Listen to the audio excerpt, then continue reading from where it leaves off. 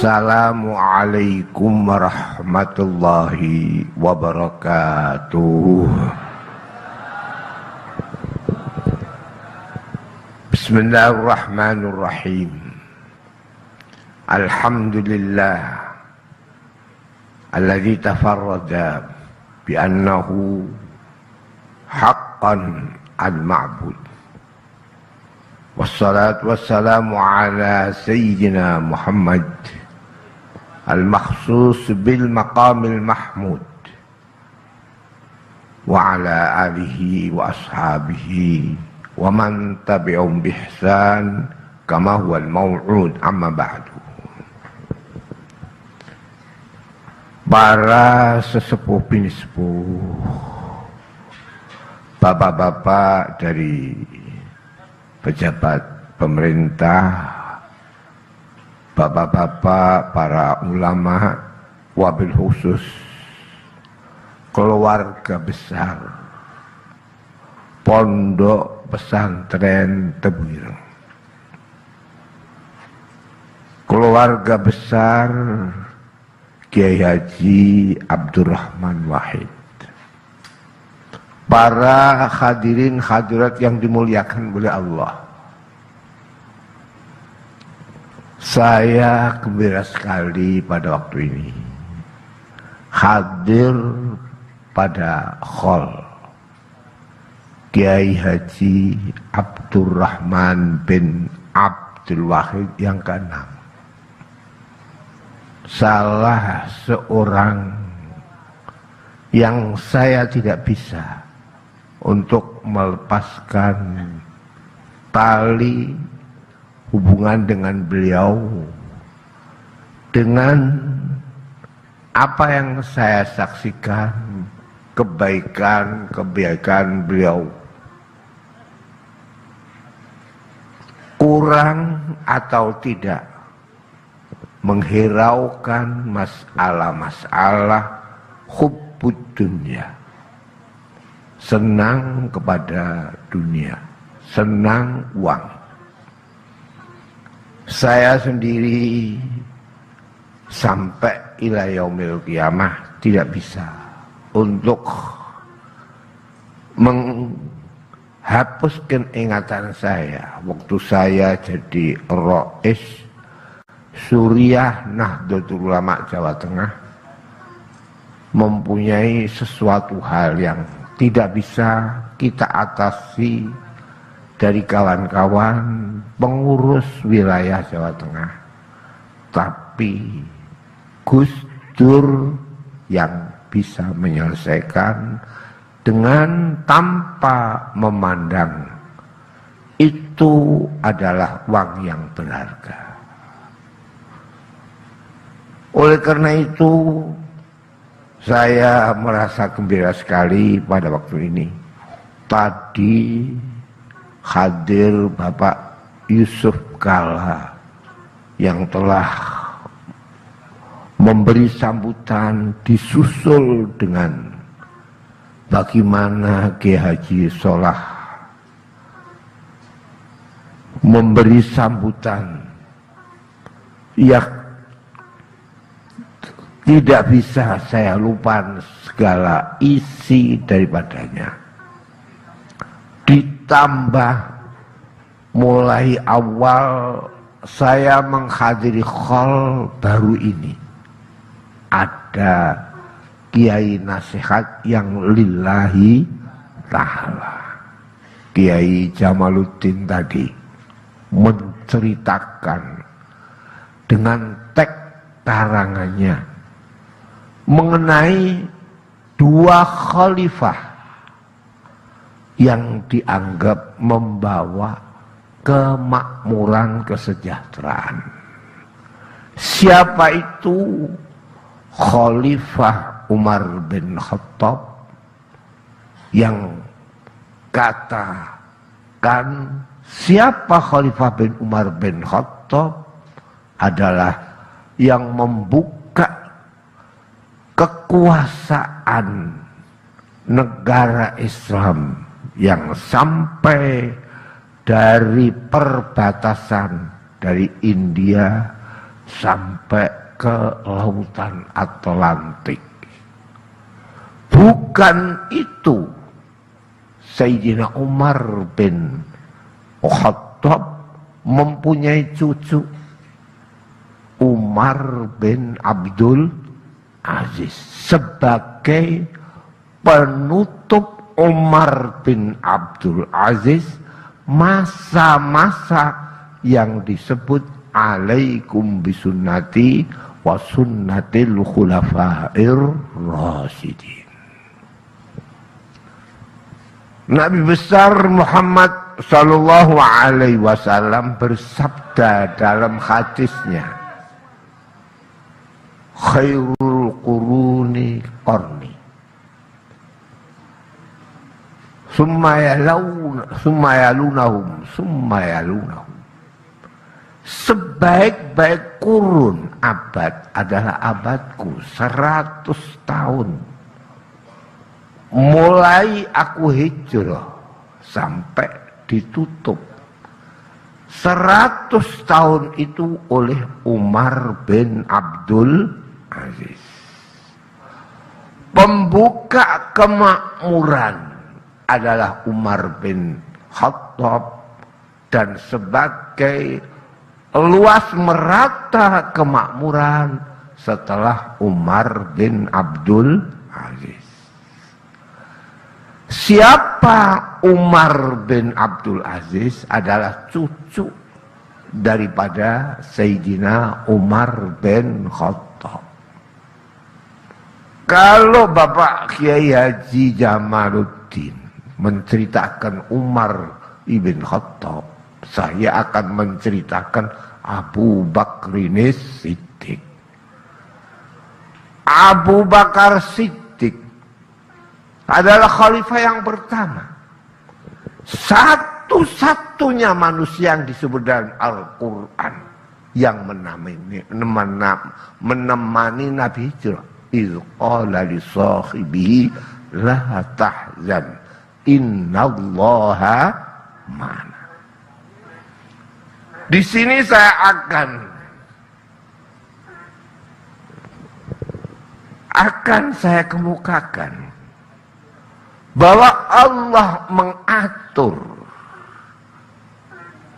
mentakdirkan umat Muhammad sallallahu alaihi wasallam sedang sejak mulai pertama sampai akhir.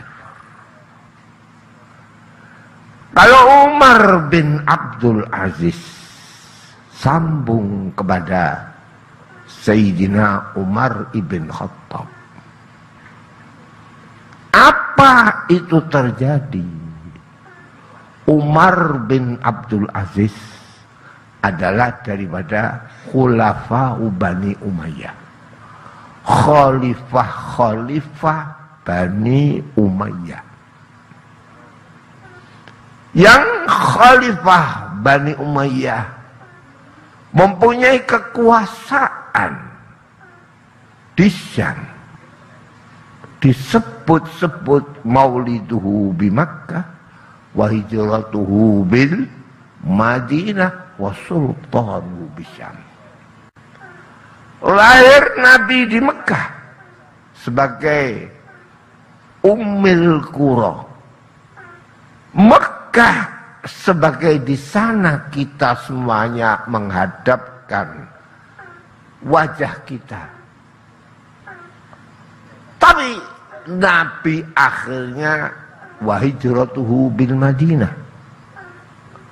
Di mana Madinah itu adalah sebagai kumpul para sahabat-sahabat Nabi.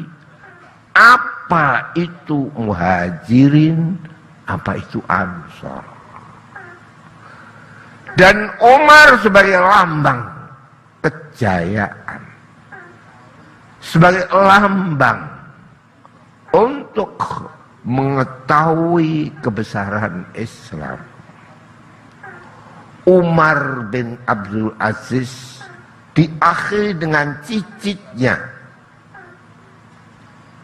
Abdul Aziz kawin dengan cucunya Sayyidina Umar, Abdul Aziz mempunyai putra Umar bin Abdul Aziz.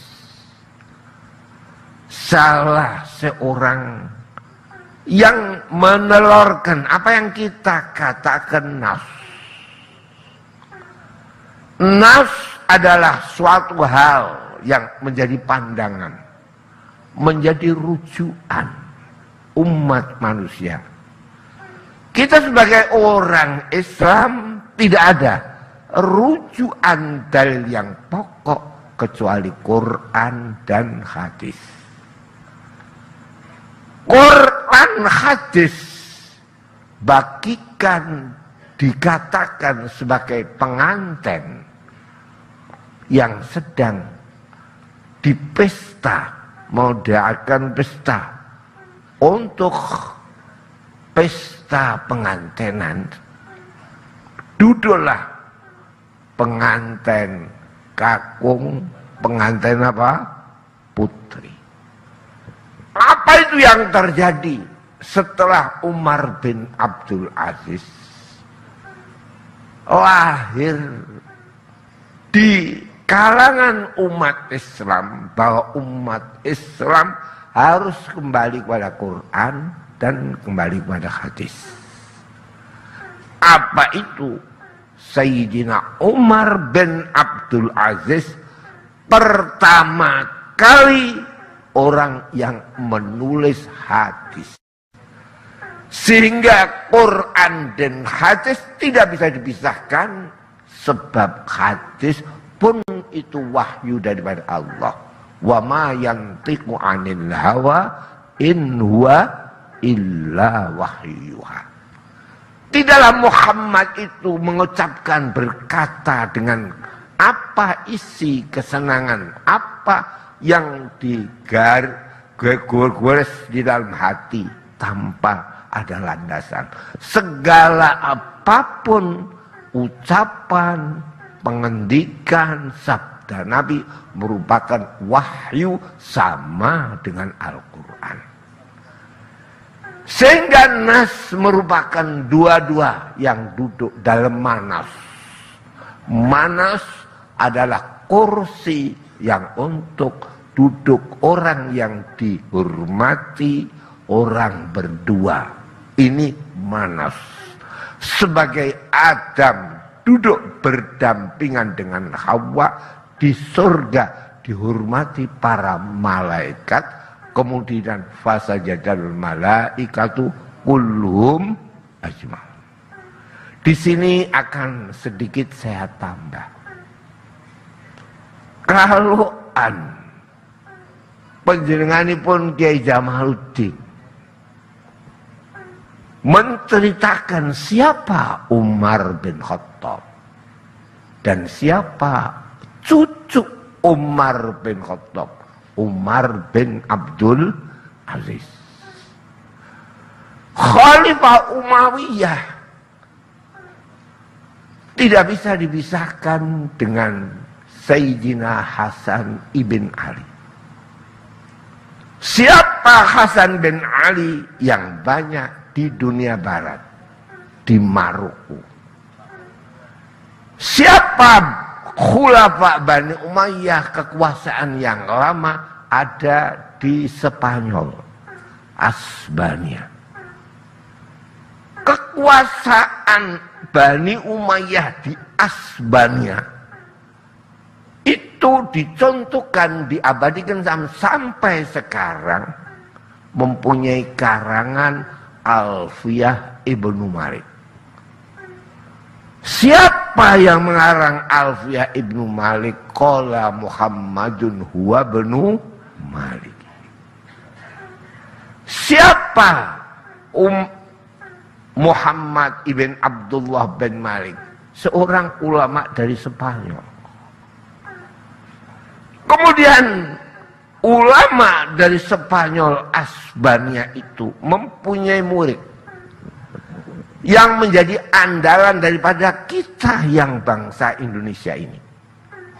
Kalau bangsa Indonesia bermazhab Syafi'i, Siapa ulama yang paling diagungkan oleh ulama-ulama Syafi'iyah? Adalah Imam Nawawi. Siapa Imam Nawawi yang bisa mengomentari, mensyarai, mempunyai kitab yang diabadikan sampai sekarang? Imam Nawawi adalah murid Ibnu Malik.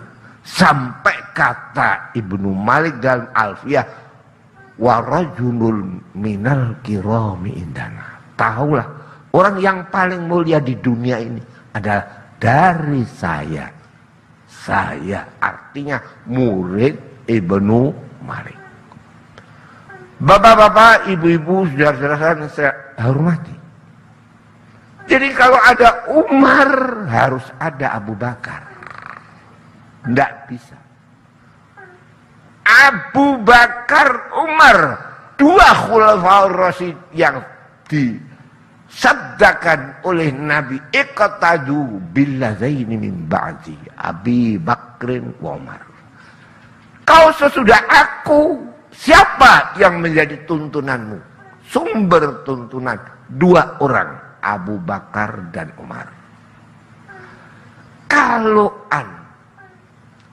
Romo Kiai Jamaluddin Jamaluddin mengutarakan Umar, saya di sini akan menyempurnakan. Siapa Abu Bakar? Abu Bakar mempunyai cucu. Yang cucunya itu harus kita kenal dan wajib kita kenal. Siapa cucu Sayyidina Abu Bakar? Adalah Ja'far Shadiq. Ja'far Shadiq bin Sayyid Bakir. Sayyid Bakir menantu Qasim. Qasim bin Muhammad. Muhammad bin Abu Bakar. Abu Bakar mempunyai putra Muhammad. Muhammad mempunyai putra Qasim. Mempunyai cucu mempunyai cucu cicit Ja'far Shadiq. Anehnya sekarang ini, mengapa Allah mengatur kayak begitu? Kalau Barat, kita mengetahui di sana di Maroko, Aljazair, Tunis, kesemuanya adalah cucu-cucu Nabi yang dari Sayyidina, yang dari Sayyidina Hasan. Hasan berbeda dengan Husain. Tetapi kalau di timur, di Indonesia, siapa itu? Adalah cucu Husain. Husain mempunyai putra Zainal Abidin. Zainal Abidin mempunyai putra Said Bakir. Said Bakir mempunyai putra Ja'far Shadiq. Segala rujukan bangsa Indonesia pada Ja'far Shadiq. Karena itu Ja'far Shadiq mempunyai cucu sahibut tariqah al-mu'tabarah an-Naqsyabandi. Jadi di Indonesia banyak Naqsyabandi. Karena itu dari Sayyidina Husain.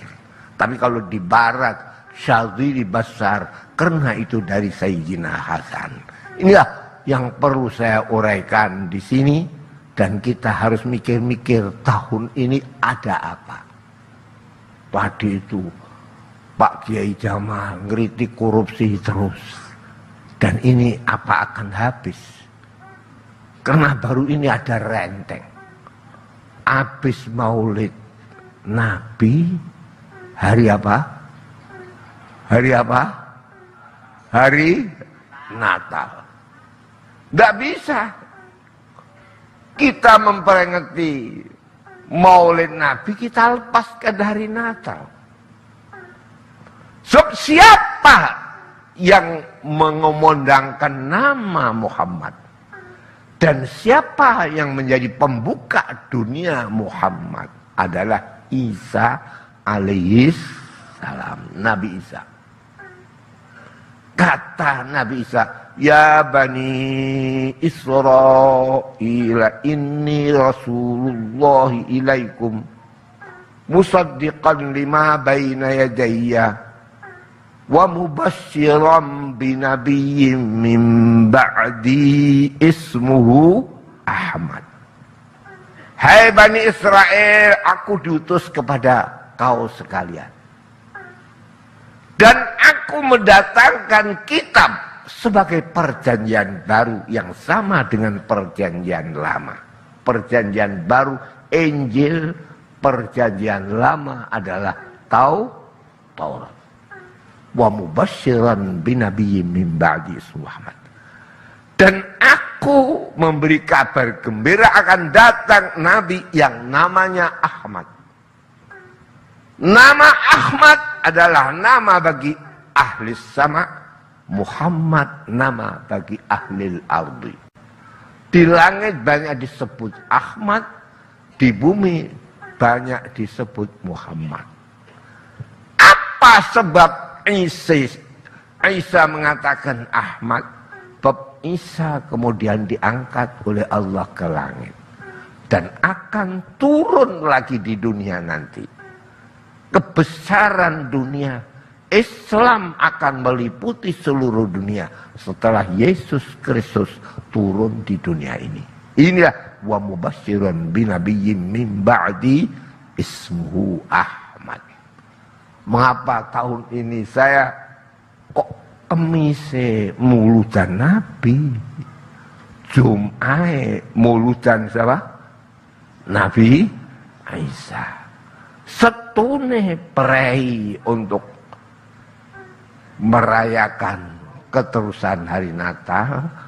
Ini malam Ahad kita memperingati Gus Dur. Marilah, ini ada apa ini? Saya yakin, ainul yakin bahwa Indonesia negara yang terbesar bagi umat Islam. Negara yang jumlahnya lebih dari 200 juta umat Islam. Saya yakin, ainul yakin bahwa Indonesia ini kita laksanakan. Apalagi kita ini kesemuanya. Saya pegang dengan teguh-teguh. Di sini tempat untuk mengembangkan Nahdlatul Ulama yang dipimpin oleh Mbah Hasyim Asy'ari. Saya tidak bisa melupakan umpamanya sarang. Pondok saya ada di sana. Kalau nggak ada yang ngaji di Mbah Hasyim Asy'ari, taqabbalallah minna wa minkum taqabbal ya karim. Saya mondok di Lirboyo. Itu Mbah Ki Abdul Makarim, kawan daripada Mbah saya Kiai Ahmad. Kiai Ahmad Mbah saya akan dikawinkan Jombang yang paling di barat, tapi kemudian oleh Mbah saya diminta jangan, biar kawin di Sarang saja. Mbah Manap dikawinkan oleh Mbah Hasyim di Bandar Kidul, akhirnya jadi kiai di Lirboyo. Ini semuanya saya ingat-ingat, mulai dari Cirebon, kebesaran Cirebon adalah Kiai Abbas. Kiai Abbas juga murid Mbah Hasyim. Oleh karena itu saya tidak bisa meninggalkan keluarga Mbah Hasyim. Saya hidup bahagia, saya hidup bisa ngaji, tuturan daripada mbah saya yang menjadi murid Mbah Hasyim Asy'ari. Oleh karena itu khol ini namanya Gus Dur, tapi tadi saya amati semua doa. Yang pertama adalah didoakan Mbah Hasyim Asy'ari dengan putra-putra, cucunya, cicitnya utamanya Kiai Abdurrahman Wahid Gus Dur. Inilah yang perlu saya utarakan, mengapa Allah itu akhirnya kalau di barat putra daripada Hasan. Hasan adalah dengan Muawiyah. Siapa Husain adalah lain daripada yang lain. Akhirnya sampai kepada thariqat yang besar, thariqat Naqsyabandi. Kebanyakan bangsa Indonesia Naqsyabandi. Inilah yang perlu saya utarakan. Mudah-mudahan keterangan saya ini manfaat dan saya bisa didoakan oleh keluarga Mbah Hasyim agar saya ini sudah tua. Usia saya sudah 90 tahun. Doakan sajalah saya ini kalau mati sebagaimana apa yang diuraikan syairnya Kiai Jamaluddin tadi. Jadi husnul khatimah. Wabillahi taufiq wal hidayah. Wallahul muwaffiq ila aqwamit thariq. Wassalamualaikum warahmatullahi wabarakatuh.